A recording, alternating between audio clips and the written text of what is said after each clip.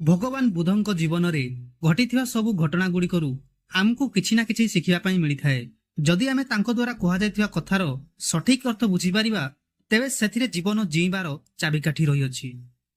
ଗୌତମ ବୁଦ୍ଧଙ୍କୁ ବହୁତ ଥର ଗୋଟିଏ ପ୍ରଶ୍ନ ପଚରାଯାଇଥିଲା କି ଈଶ୍ୱର ଅଛନ୍ତି କି ନାହିଁ, ଈଶ୍ୱରଙ୍କୁ ଆପଣ ମାନନ୍ତି କି ନାହିଁ?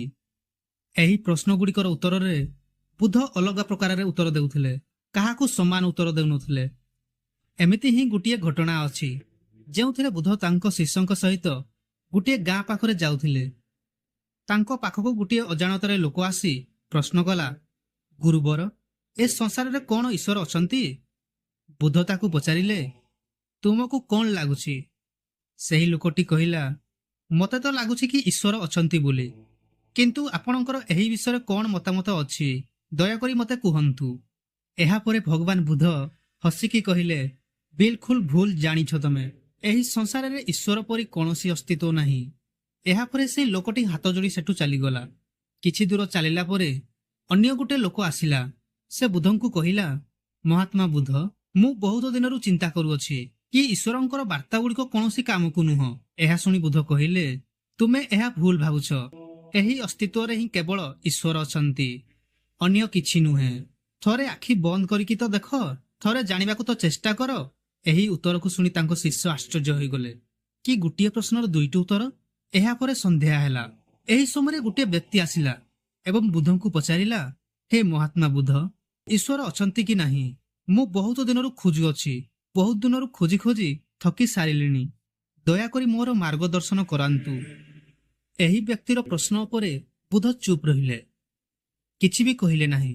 ସେ ଆଖି ବନ୍ଦ କରିକି ଧ୍ୟାନ କରିବାକୁ ଲାଗିଲେ। ଏହା ଦେଖି ତାଙ୍କ ଶିଷ୍ୟମାନଙ୍କୁ ବହୁତ ଆଶ୍ଚର୍ଯ୍ୟ ଲାଗିଲା। ସେ ଭାବିଲେ କି ଗୋଟିଏ ପ୍ରକାର ପ୍ରଶ୍ନରେ ଉତ୍ତର ଅନେକ। କେତେବେଳେ ବୁଦ୍ଧ ହଁ କହୁଛନ୍ତି, ତ କେତେବେଳେ ନା କରୁଛନ୍ତି, ତ କେତେବେଳେ କିଛି ବି କହୁନାହାନ୍ତି। ବୁଦ୍ଧ ଧ୍ୟାନ କରିବାର ଦେଖି ସେହି ବ୍ୟକ୍ତି ସେଠାରୁ ପଳେଇଗଲା। ଏହାପରେ ତାଙ୍କ ଶିଷ୍ୟ ତାଙ୍କୁ ପଚାରିଲେ, ଆପଣ ସକାଳେ ଆସିଥିବା ବ୍ୟକ୍ତିର ପ୍ରଶ୍ନ ଉପରେ ନାଁରେ ଜବାବ ଦେଇଥିଲେ, ପୁଣି ସେହି ପ୍ରଶ୍ନର ଉତ୍ତରକୁ ବେଳା ସମୟରେ ହଁରେ ଜବାବ ଦେଲେ, କିନ୍ତୁ ବର୍ତ୍ତମାନ ସେହି ପ୍ରଶ୍ନର ଉତ୍ତରରେ ଆପଣ ମୌନ ଅବସ୍ଥାରେ ରହିଗଲେ। ମହାତ୍ମା, ଆମେ ଶିଷ୍ୟମାନେ କିଛି ବୁଝିପାରୁନାହୁଁ, ଦୟାକରି ଆମକୁ ଏହା ବୁଝାନ୍ତୁ। ବୁଦ୍ଧ ହସିକି କହିଲେ, ଯେଉଁ ପ୍ରଥମ ବ୍ୟକ୍ତିଟି ଆସିଥିଲା ସେ ଏହା ମାନି ନେଇଥିଲା କି ଈଶ୍ୱର ଅଛନ୍ତି, ତେଣୁ ମୁଁ ତାର ମାନ୍ୟତାକୁ ଲିଭାଇବା ପାଇଁ ଈଶ୍ୱର ନାହାନ୍ତି ବୋଲି ଉତ୍ତର ଦେଲି। ଏହାଦ୍ୱାରା ସେ ଈଶ୍ୱରଙ୍କୁ ଖୋଜିବାକୁ ଲାଗିବ।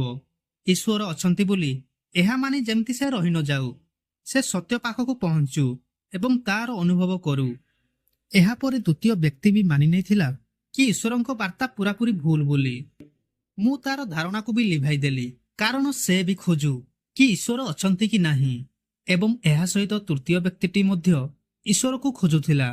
ଏଥିପାଇଁ ମୁଁ ଚୁପ୍ ରହିଗଲି। ସେହି ସମୟରେ ଚୁପ୍ ରହିଯିବା ହିଁ ଉଚିତ ଥିଲା। ସାଙ୍ଗମାନେ, ଭଗବାନ ବୁଦ୍ଧଙ୍କ ବିଷୟରେ ଏହା ପ୍ରଚଳିତ ଯେ ସେ କୌଣସି ପ୍ରଶ୍ନର ସିଧା ଉତ୍ତର ଦେଉନଥିଲେ।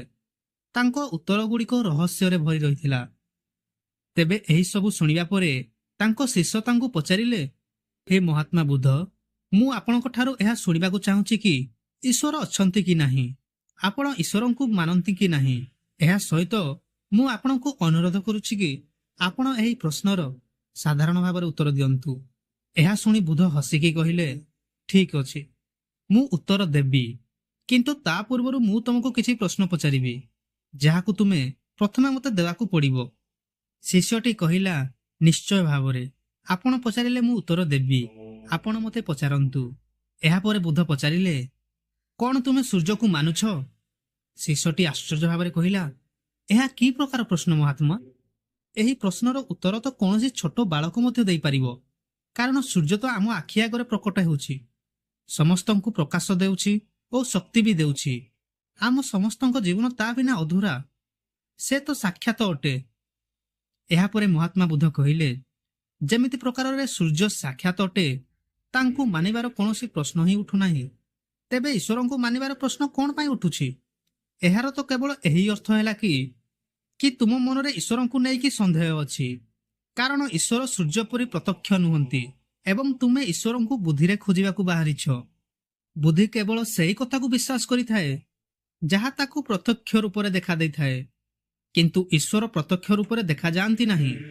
ଯଦି ଈଶ୍ୱର ପ୍ରତ୍ୟକ୍ଷ ରୂପରେ ଦେଖା ଦିଅନ୍ତି, ତେବେ ସେ କଦାପି ଈଶ୍ୱର ନୁହନ୍ତି। ଈଶ୍ୱରଙ୍କୁ ମାନୁଛ କି ନ ମାନୁଛ, ଏହି ପ୍ରଶ୍ନ ହିଁ ଭୁଲ ଅଟେ। ତେବେ ଭୁଲ ପ୍ରଶ୍ନର ଠିକ ଉତ୍ତର କେମିତି ବା ଦେଇପାରିବି? ଯଦି ବି ଉତ୍ତର କୌଣସି ପ୍ରକାରରେ ଦିଆଯାଇଥାଏ, ତେବେ ଏହି ଉତ୍ତର ପ୍ରଶ୍ନ ପରି ଭୁଲ ଅଟେ। ଶିଷ୍ୟଟି କିଛି ବୁଝିପାରିଲା ନାହିଁ। ସେ ବୁଦ୍ଧଙ୍କୁ କହିଲା, ମହାତ୍ମା, ମୁଁ କିଛି ବୁଝିପାରୁନାହିଁ। ତେବେ ମହାତ୍ମା ବୁଦ୍ଧ କହିଲେ, ଈଶ୍ୱରଙ୍କୁ ମାନି ହେବ ନାହିଁ, କେବଳ ଈଶ୍ୱରଙ୍କୁ ଜାଣି ହୋଇପାରିବ। ଯଦି ତୁମ ମନରେ ପ୍ରଶ୍ନ ହୁଅନ୍ତା କି ମୁଁ ଈଶ୍ୱରଙ୍କୁ ଜାଣିବାକୁ ଚାହୁଁଛି, ତେବେ ମୁଁ ତୁମର ସାହାଯ୍ୟ କରିଥାନ୍ତି। ଏହି ସଂସାରରେ କିଛି ବି ମାନୁଥିବା ଲୋକ ଜାଣିବାରେ ବିଫଳ ହୋଇଯାଉଛନ୍ତି। ଏହାଦ୍ୱାରା ତାଙ୍କର ବିକାଶ ଅଟକି ଯାଇଥାଏ।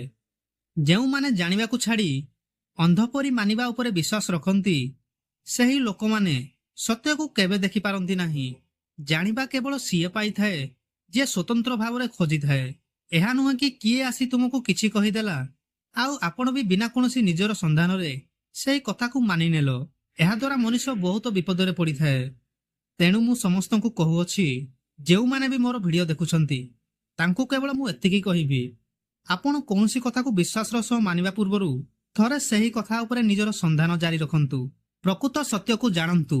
ଯେମିତି ପ୍ରକାରରେ ଆମେ ଓଡ଼ିଶାବାସୀ ସାରିଥି ବାବାଙ୍କୁ କୃଷ୍ଣଙ୍କର ଅବତାର ମାନିଥିଲେ, କିନ୍ତୁ ଶେଷରେ ଏହା ଜଣାପଡ଼ିଲା କି ସେ ଗୋଟିଏ ଭଣ୍ଡ ବାବା, ଯିଏ ଆମ ରାଜ୍ୟର ନାରୀମାନଙ୍କ ସହ ଖରାପ ବ୍ୟବହାର କରୁଥିଲା ଏବଂ ଶାସ୍ତ୍ରର ଅଧା ଅଧୁରା ଜ୍ଞାନ ଶୁଣାଇ ଲୋକମାନଙ୍କୁ ଭିତରେ ଭିତରେ ଠକୁଥିଲା।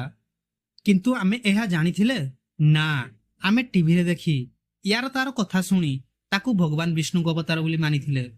ତେଣୁ ମୋ ଭାଇମାନେ, କେବେ ବି ଏମିତି ଭାବିବ ନାହିଁ କି ସେ ମାନିଲା ବୋଲି ମୁଁ ମାନିବି।